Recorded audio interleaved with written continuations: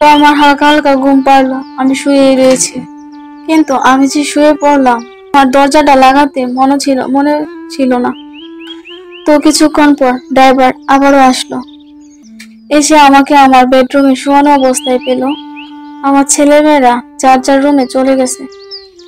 তো ড্রাইভার আমার রুমে এসে কাপড় চোপড় এলোমেলো অবস্থায় আমাকে পেল। তো আমার একটু একটু হুঁশ ছিল, দেখি ড্রাইভারে কি করে। মনে হয় গাড়ির মধ্যে যদি একটু বিছানা পেতাম, তাহলে গাড়ির মধ্যে ঘুমিয়ে পড়তাম। আমার স্বামী 20 বছরে যা পারেনি, কিন্তু আমার বাসার চাকর এক রাতে তার থেকে বেশি বেড়েছে। এই কারণে আমি ওনাকে নিয়ে সংসার করছি। তো আমি আমার জীবনের কাহিনীটি বলতে আপনাদের সামনে এসেছি। এই কাহিনীটি না বলে আমার মনে শান্তি পাচ্ছি না। আমার নাম প্রিয়া, আমার বাসা ধানমন্ডিতে। আমাদের বাসাটা 3 প্লেস, মোটামুটি 10% জায়গা নিয়ে আমার বাসাটা। মোট 8টা রুম নিয়ে আমাদের 3 প্লেস বাসাটা। নিচতলায় রয়েছে 2টি রুম, দোতলায় 4টি রুম এবং 3 তলায় রয়েছে 2টি রুম। তো প্রতি তলাতে আমাদের এক্সট্রা একটা রুম রয়েছে সিকিউরিটি গার্ডের জন্য। তো আমাদের গার্মেন্টস ইন্ডাস্ট্রিজ আছে 2টা। আমার স্বামী প্রচুর ব্যস্ত, দেখা যায় বছরে 365 দিনের মধ্যে 300 দিনই সে বাইরে থাকে।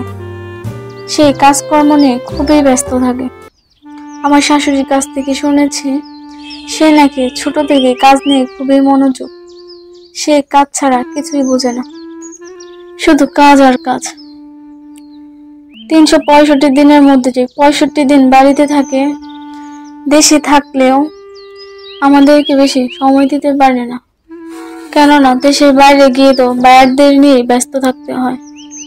বাসায় আসলে সারাক্ষণই মোবাইল টিপাটিপি করে, খাওয়ারও সময় পায় না। তাহলে সে আমাকে সময় দেবে কিভাবে? 2টা বাচ্চা যে কি ফেরে হয়ে গেল, সেটা নিজেও বলতে পারি না। তাহলে আমি কিভাবে সময় কাটাই এখন? আমি সারাদিনই মার্কেটিং নিয়ে ব্যস্ত থাকি, এছাড়া আমি আর কি করব? স্বামীর আদর সোহাগ তো আর আমার কপালে নাই। এই বয়সের মেয়েরা স্বামীকে নিয়ে কত সুখ শান্তি করে, কত জায়গায় হানিমুনে যায়, কত জায়গায় বাচ্চাদের নিয়ে ঘোরাঘুরি করে। আমার কপালে সেটা জুটে না।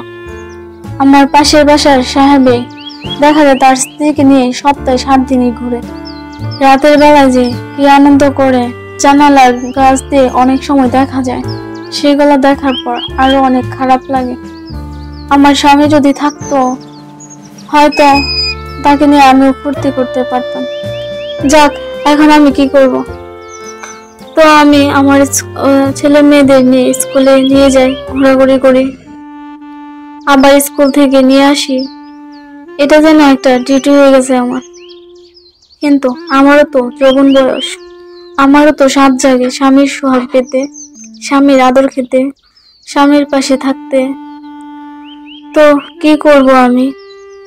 আমার কপালে হয়তো সেটা নাই।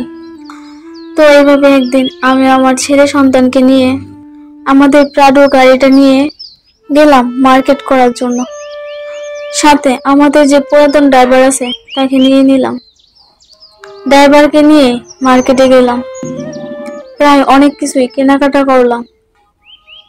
বসুন্ধরা শপিং কমপ্লেক্সে, যমুনা ফিউচার পার্কে, সব জায়গাতেই কেনাকাটা করলাম। এভাবে কেনাকাটা করতে করতে রাত্রে 1টা বেজে গেল। এখন বাসায় ফিরবো। তো আমরা বাসায় যাওয়ার জন্য রওনা দিলাম। আমার বাচ্চাগুলো ঘুমিয়ে পড়েছে, আমারও প্রচন্ড ঘুম পাচ্ছে গাড়ির মধ্যে। মনে হয় গাড়ির মধ্যে যদি একটু বিছানা পেতাম, তাহলে গাড়ির মধ্যে ঘুমিয়ে পড়তাম। হঠাৎ মনে মনে চিন্তা করলাম, কেন যে আজকে এত দেরি করলাম। আর কোনোদিনও এত দেরি করে মার্কেট করব না।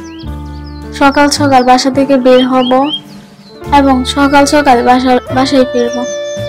তো আধা ঘন্টার মধ্যে আমাদের গাড়ি বাসার সামনে এলো। ড্রাইভারও আমার ছেলে মেয়েদের আস্তে আস্তে রুমে নিয়ে গেল। আমিও ঘুম ঘুম অবস্থায় কোন রকম উপরে উঠলাম। তো আমার ঘুম ঘুম অবস্থা দেখে চাকর আমাকে ধরে রুমে নিয়ে গেল। চাকর আমার শরীরকে এমন ভাবে ধরলো, মনে হয়েছিল যেন আমি তার স্ত্রী। কিন্তু আমিও তাকে না করতে পারি নাই। কেননা সে তো অনেক দিন ধরে আমাদের এখানে চাকরি করতেছে, প্রায় 15 বছর যাবৎ আমাদের এখানে চাকরি করতেছে। তারও বউ বাচ্চা আছে, কিন্তু বাড়িতে যাওয়ার সময় নাই। আমিও ছুটি দিতে পারি না তাকে। কারণ হচ্ছে সে আমাদের বাড়ির পুরাতন চাকর, সে আমাদের ফ্যামিলি মেম্বারদের মতো হয়ে গেছে। তাই তাকে ছাড়া আমাদের সংসার এখন চলে না। ড্রাইভারের বয়স 40 হলেও মনে হয় যেন তার বয়স 20। কিন্তু আমরা তো তাকে ঠিক মতোই খাওয়া দাওয়া করাই। যাই হোক, এই কারণেই হয়তো তার শরীর স্বাস্থ্য অনেক ভালো। তাকে দেখতে আসলে অনেক ভালো লাগে। জানি না তার স্ত্রীকে ছাড়া সে কিভাবে থাকে। বছরের পর বছর দেশে যায় না। যাই হোক, আমি আর ওকে নিয়ে এত কথা বলতে চাই না। সে আমাকে আস্তে আস্তে রুমে নিয়ে গেল। রুমে নিতে আমার বেডরুমে আমি শুয়ে পড়লাম। তো আমার হালকা হালকা ঘুম পাড়লো। আমি শুয়ে রয়েছি, কিন্তু আমি যে শুয়ে পড়লাম আমার দরজাটা লাগাতে মনে ছিল না। তো কিছুক্ষণ পর ড্রাইভার আবারও আসলো। এসে আমাকে আমার বেডরুমে শোয়ানো অবস্থায় পেল। আমার ছেলেমেয়েরা যার যার রুমে চলে গেছে। তো ড্রাইভার আমার রুমে এসে কাপড় চোপড় এলোমেলো অবস্থায় আমাকে পেল। তো আমার একটু হুঁশ ছিল, দেখি ড্রাইভারে কি করে। তখন ড্রাইভারও আস্তে আস্তে আমার পাশে এসে বসলো। তো আমার কাপড়টা টান দিয়ে নিচে নিল একটু ঠিক করার জন্য। আমার বুকের উপর যে কাপড়টা সরানো ছিল সেই কাপড়টা আমার বুকের উপর এনে দিল। তার হাত যখন আমার বুকের কাছে এলো, আমার সারা শরীরের লোম তখন দাঁড়িয়ে গিয়েছিল। আমি একদম পুরাই হট হয়ে যাই। তখন ড্রাইভার সাহেবও হয়তো এই বিষয়টা বুঝতে পেরেছিল। তখন ড্রাইভারও বুঝে সেই সুযোগটা আর মিস করলো না।